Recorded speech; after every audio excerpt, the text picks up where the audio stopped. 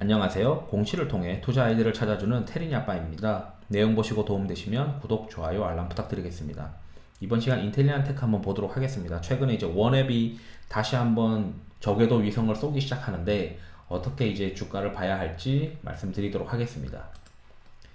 인텔리안 테크의 월봉을 보시게 되면은 2019년도에 주가가 꽤 많이 상승을 했었고, 그리고 주가가 다시 하락하고 상승하는데 이유가 있는데, 내용 한번 말씀드리면 2019년도 이제 2018년도 말쯤 테슬라의 창업주인 앨런 머스크가 이제 민간 우주 개발 업체 스페이스 X라고 있는데, 이 스페이스 X에 대해서 시장에서 관심이 굉장히 높아지게 됩니다. 우주 산업에 대해서 어떻게 수혜가 될 수 있는 기업을 국내에서도 있지 않을까 이렇게 시장에서 생각을 한 것 같고요. 그러면서 이제 인텔리안 테크의 해상 안테나 기술이 글로벌 시장에서 이제 과점할 정도로 높은 기술력을 가지고 있고, 저궤도 위성에서 사용하는 주파수 영역대에서는 그 인텔리안 테크의 안테나 기술이 가장 좋다고 이제 평가를 시장에서 받고 있었고, 이 스페이스X와 유사한 기업인 영국의 이제 원웹이라고 하는 기업이 있었고, 이 원웹이라고 하는 기업도 그 스페이스X처럼 우주 인터넷 서비스를 또 제공을 하고 싶어 했는데, 우주 인터넷 서비스를 제공하려면 저궤도 위성을 우주에다가 많이 띄워놔야 되는 상황이었습니다. 그리고 인텔리안 테크가 가지고 있는 안테나가 원앱에 공급될 수 있을 것이다 라고 하는 기대가 있었어요. 그러다 보니까 그 기대와 스페이스X와 그리고 우주 인터넷 이런 게 맞물리면서 주가가 막 올라가기 시작했습니다. 그러다가 2019년도에 실제 장기 판매 공급 계약이 나왔는데, 내용 한번 보시게 되면 지금 연거는 이제 정정이지만, 정정하기 전에 2019년도 12월 4일에 원웹과 단기 판매 공급 계약을 하게 됩니다. 근데 금액이 이제 260억밖에 되지 않았어요. 그래서 시장에서는 야, 이거 시장이 열리면 엄청나게 이제 많은 공급 계약이 있을 거라고 생각을 했는데, 생각보다 좀 이제 금액이 작다라고 생각을 한 것 같습니다. 그러다 보니까 차익 시험 매물이 나오기 시작하면서 주가는 떨어졌고, 심지어 코로나 영향 때문에 원웹은 파산까지 신청을 하게 됩니다. 그리고 이 파산을 통해서 법정 관리 중에 이 법정 관리가 2020년 11월 20일 날 벗어나게 됐는데, 인텔리안 테크도 이제 그러한 영향, 파산에서 벗어났다라고 하면서 주가가 이제 올라갈 수 있었던 찬스가 됐죠. 왜냐하면 원앱이 다시 회복을 하면은 인텔리안 테크의 장기 성장 동력이 회복할 수 있다라고 봤던 것 같고, 그러한 가능성이 그 상반기에 굉장히 계속 불거지면서 주가는 그래도 크게 밀리지 않았던 상황이었습니다. 그 때마침 다행으로 원앱은 이 인도의 어떤 기업인데 바르티라고 하는 컨소시엄 쪽에 매각이 되었다라고 되어 있어요.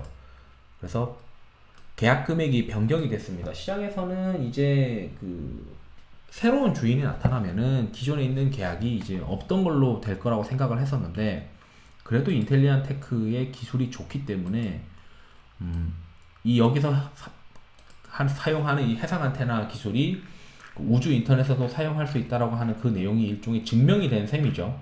계약이 연장이 됐다라는 것 자체는.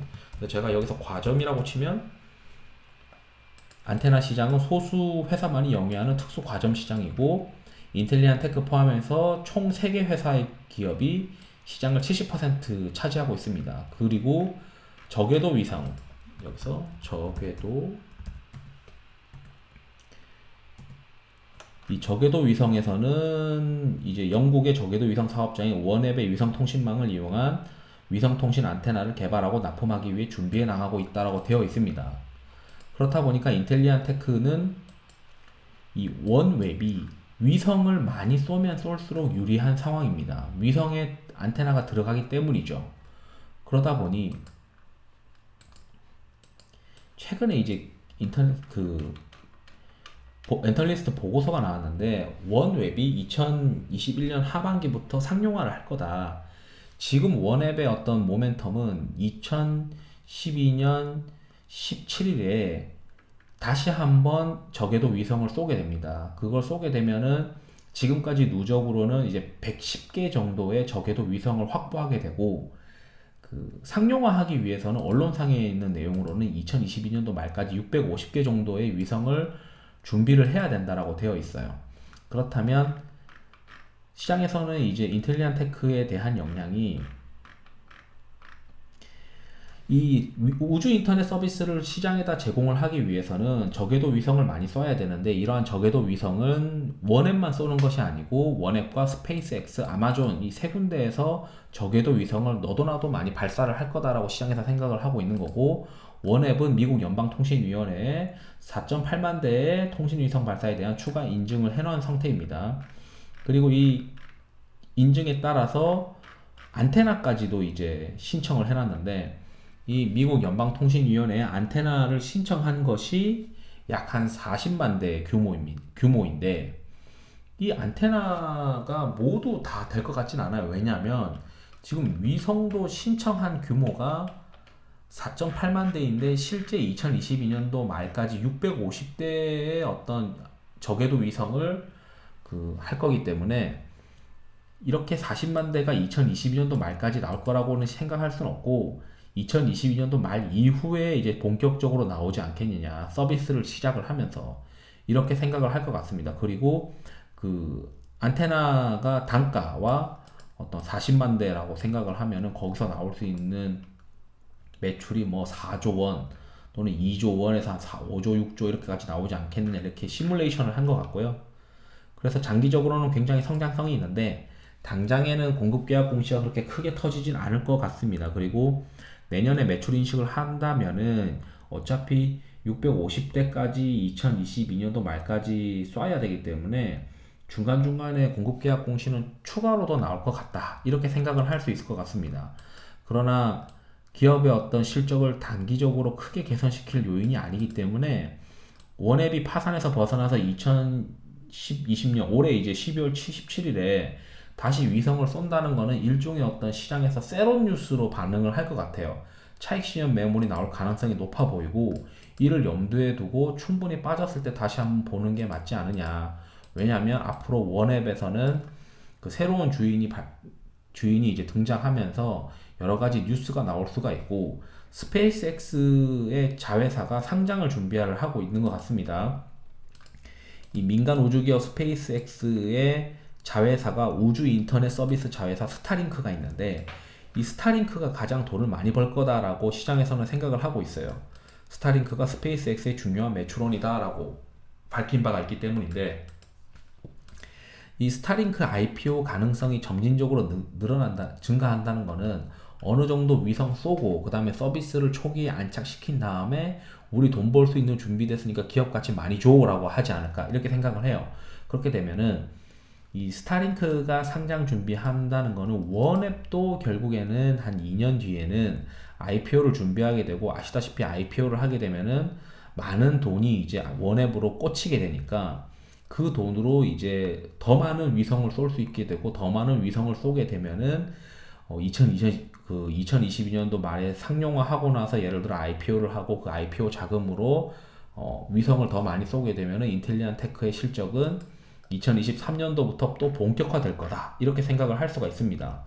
왜냐하면 이 저궤도 위성을 자꾸 쏘아서 우주 인터넷 서비스를 하려고 하는 이유가, 낙후된 지역은 우리 대한민국처럼 인터넷 인프라를 구축하기가 힘들기 때문에 우주 인터넷을 하는 게 유리하고, 그 다음에 이제 이 항공기들도 인터넷 수요가 꽤 있는데, 이 항공기들의 인터넷 서비스를 제공하고 돈을 받고 하는 어떤 서비스가 열릴 수 있고, 이 선박도 이 안테나가 좀 더 많이 들어갈 수 있는 상황이 됩니다. 그러니까 항공기도 이 인텔리안 테크에 안테나가 들어갈 수가 있고, 여기 선박에서도 들어갈 수 있고, 그 다음에 위성에서도 들어갈 수 있고, 이렇게 이제 저는 생각을 합니다. 그러다 보니까 시장에서도 비슷한 생각을 하고 있겠죠. 그렇지만 당장 이제 봐야 하는 거는 원앱이 이제 650대 정도는 쌓아야 어느 정도 IPO 할 수 있는 어떤 기초 체력을 가질 수 있지 않을까. 저는 이제 이렇게 추정을 하기 때문에, 중장기적으로 인텔리안 테크는 보되 지금 현재 주가는 주의해야 되지 않을까. 당장에 이제 12월 17일 날 위성 쏘고 나면은 다음번 모멘텀이 이제 바로 보이진 않습니다. 그렇기 때문에 다음번 모멘텀이 이제 시장에서 노출이 되기 전까지는 주가가 흘러내릴 가능성이 높은데, 장기적으로는 볼만하다. 왜냐하면 세트레가이가 지금 PBR이 한 3배 정도 됩니다. 세트레가이도 우주 관련된 산업을 하고 있죠. 그리고 인텔리안 테크도 우주 관련된 산업을 하고 있는데 기존의 이제 해상 안테나 시장에서 워낙 돈을 잘 벌고 있는 상황이다 보니까 밸류에이션이 그래도 그렇게 높진 않아요. PR 밸류에는 좀 높을 수 있습니다. 실적이 이제 당장 회복된다고 보기 어렵기 때문에 내년에는 이제 그 해상 안테나 시장이 다시 회복된다라고 보고 있어서 멀티플을 20배 보고 있는데 지금 현재 PBR은 한 3.34배 정도 되는 것 같아요. 그런데 지금 이 세트레가에도 지금 PBR이 한 3배 정도 된다면 이 우주 인터넷 관련된 기업들이 시장이 본격적으로 개화가 되는 순간부터는 PBR 멀티플이 뭐 5배, 6배, 7배도 받을 수 있는 시장이 아니냐 이렇게 좀 생각을 하고 있어요. 왜냐하면 우리가 아는 바이오 기업들의 PBR이 파이프라인 가치들이 얹어지면서 보이지 않게 어떤 무형 자산이 생기고 그 무형 자산에 대해서 시장에서 PBR을 뭐 10배, 11배, 심지어 이제 20배까지 부여하는 상황을 볼 수가 있는데 이 인텔리안 테크의 분기 보고서 보면은 전체 매출의 연구개발비가 상당히 많이 들어가고 있습니다. 그러다 보니까 실적이 안 나올 수밖에 없어요.